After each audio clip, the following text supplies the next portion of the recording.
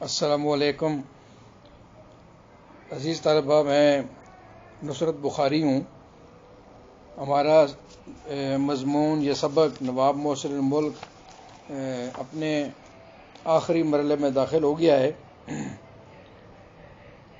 صفحہ نمبر 17 پر آخری پیراگراف ہے۔ میں بغیر تمہید کے اس کو پڑھتا ہوں کیونکہ اس مضمون نے ہمارا بہت سا وقت لے لیا ہے، اور سچی بات تو یہ ہے کہ پھر بھی اس کا حق ادا نہ ہو سکا۔ اردو کو صحیح طریقے سے اگر پڑھا جائے تو ہم ایک لیکچر میں ایک پیراگراف ہی پڑھ سکتے ہیں، لیکن چونکہ نصاب بھی کور کرنا ہے تو اس لیے ہم اپنے سبق کی طرف آتے ہیں۔ صفحہ نمبر 17 آخری پیراگراف۔ تقریر کے وقت منہ سے پھول جھڑتے تھے۔ منہ سے پھول جھڑنا، اس کے معنی ہے خوبصورت باتیں کرنا۔ آواز میں شیرینی اور دلکشی تھی۔ اکثر لوگ جو ان سے ملنے یا کسی معاملے میں گفتگو کرنے آتے تو ان کی ذہانت اور لیاقت کے قائل ہو جاتے۔ لیاقت کے معنی ہے لائق ہونا، قابل ہونا۔ ان کی خوش بیانی ایسی تھی کہ اکثر اوقات مخالف بھی مان جاتے تھے۔ دکن میں رہتے رہتے اور بعض امراض کی وجہ سے بھی وہ شدید موسم کو برداشت نہیں کر سکتے تھے۔ اب اس جملے میں امدادی فعل کا استعمال ہوا ہے۔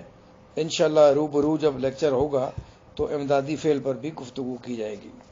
اس طریقے سے اگر میں بیان بھی کر دوں تو اس میں آپ کو سمجھ نہیں آئے گی، لیکن جب ہم اس کو آمنے سامنے بیٹھ کر اس پر گفتگو کریں گے تو اس کی وضاحت آسانی سے ہو سکے گی۔ ایسے زمانے میں وہ بمبئی چلے جاتے۔ بدر الدین طیب جی سر سید احمد خان کے مشن اور علی گڑھ کالج کے بہت مخالف تھے۔ ایک دن نواب صاحب نے بدر الدین طیب جی کے سامنے ایسی فصیح اور پردرد تقریر کی کہ دونوں آپ دیدہ ہو گئے۔ فصیح پیچھے ایک لفظ فصاحت آیا تھا، یعنی ایسی بات، ایسی آسانی سے بات کہہ دینا کہ اس کو ابلاغ دوسرے تک سہولت سے ہو سکے۔ آپ دیدہ کے معنی ہے رونا، اور تھوڑی سی دیر میں ان کی دیرینہ مخالفت کو ہمدردی سے بدل دیا۔ دیرینہ مخالفت، پرانی دشمنی، اور ایک گراں قدر عطیہ کالج کے لیے ان سے وصول کر لیا۔ بمبئی میں جب آل انڈیا مسلم ایجوکیشنل کانفرنس کا اجلاس ہوا تو اس کے صدر بھی بدر الدین طیب جی ہوئے۔ بڑے بڑے جلسوں میں جب معاملہ بگڑنے لگتا اور یہ اندیشہ پیدا ہو جاتا کہ کہیں جلسہ درم برم نہ ہو جائے تو اس وقت نواب صاحب کی خوش بیانی، فصاحت اور ظرافت جادو کا کام کر جاتی تھی۔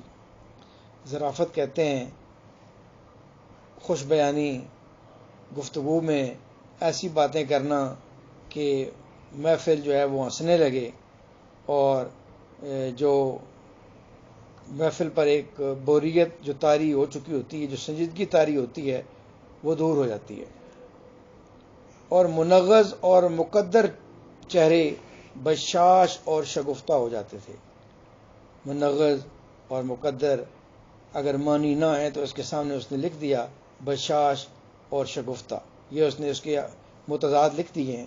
تو منغز اور مقدر چہرے، یہ پریشان چہرے، ان کی باتوں اور تقریروں میں ظرافت کی چاشنی بڑا مزہ دیتی تھی۔ باتوں میں ظرافت کبھی کبھی شوخی کی حد تک پہنچ جاتی تھی۔ اب دیکھیے یہاں ایک لفظ آیا ہے مزہ، یہ ہے کے ساتھ لکھا ہوا ہے۔ اسی کتاب میں ہی بعض جگہ پر الف کے ساتھ بھی لکھا ہوا ہے، لیکن چونکہ بابائے اردو ہے کے ساتھ لکھتے ہیں تو ہمارے لیے یہی سند ہے، ہمیں اسی کے ساتھ اس کو لکھنا چاہیے۔ دوسروں سے کام لینے کا انہیں بڑا اچھا سلیقہ تھا۔ وہ کچھ ایسے مہر آمیز طریقے سے کہتے تھے، مہر آمیز، محبت سے، پیار سے، اور اس طرح ہمت افزائی کرتے تھے کہ لوگ خوشی خوشی ان کا کام کرتے تھے۔ اپنے ملازموں اور ماتحتوں سے بھی ان کا سلوک ایسا تھا کہ وہ ان کی فرمائش کی تعمیل ایسی تندہی اور شوق سے کرتے تھے جیسے ان کا کوئی ذاتی کام ہو، اور وقت پر جان لڑا دیتے تھے۔ آدمی کو پہچاننے میں انہیں خاص ملکہ تھا، تھوڑی سی ملکہ ہونا، مہارت ہونا، تھوڑی سی ملاقات اور بات چیت میں آدمی کو پوری طرح بھانپ لیتے تھے۔ ان کے ملنے والے برے اور بھلے ہر قسم کے آدمی تھے۔ دنیا نیکوں ہی کے لیے نہیں، اس میں بدوں کا بھی حصہ ہے، اور شاید دنیا کی بہت کچھ رونق انہی کے دم سے ہے۔ وہ دونوں سے کام لیتے تھے۔ یہ بڑا زبردست جملہ انہوں نے لکھا ہے کہ دنیا میں جو رونق اور رنگینی ہے یہ برے لوگوں کی وجہ سے ہے۔ گناہگار وہ ہوتے ہیں اور لطف ہم اٹھا لیتے ہیں۔ نواب صاحب کو مطالعے کا بہت شوق تھا۔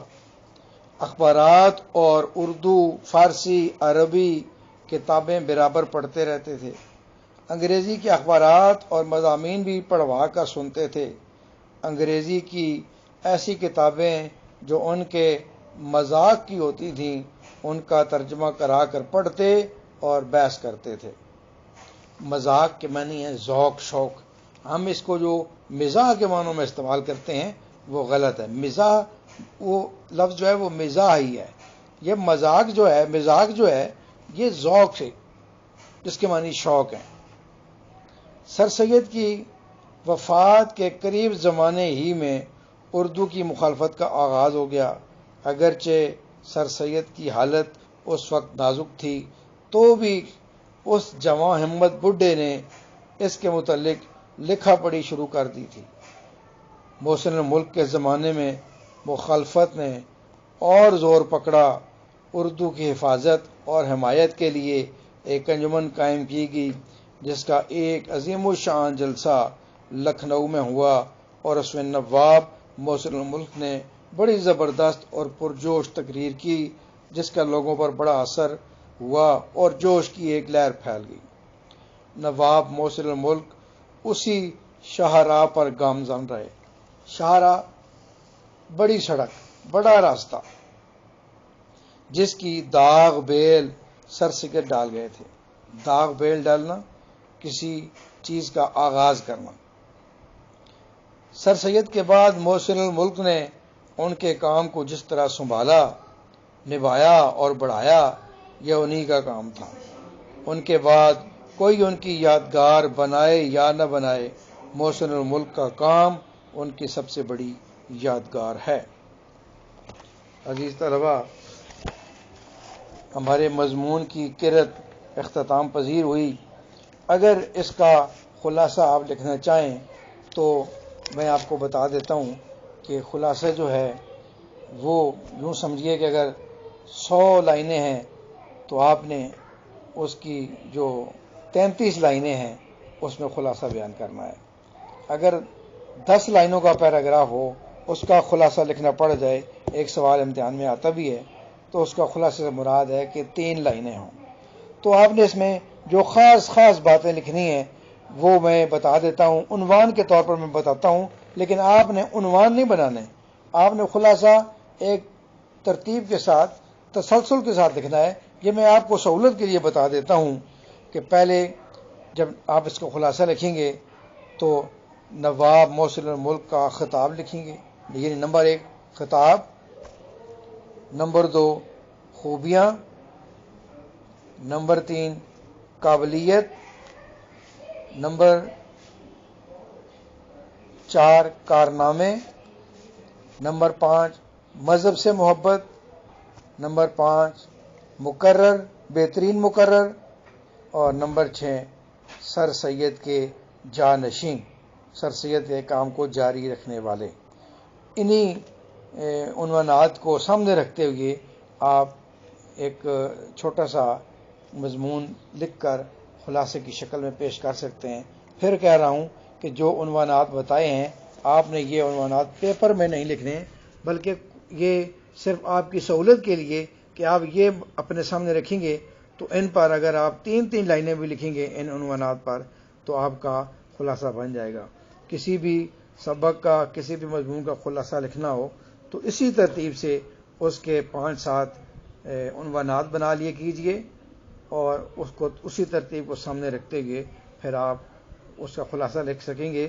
اگر یہ اہتمام نہیں کریں گے تو پھر پیراگراف اور کہانی جو مضمون کی ہے وہ آگے پیچھے ہو جائے گی، جو آپ کے جو نمبر ہوں گے اس کے حصول میں رکاوٹ پیدا کر سکتے ہیں.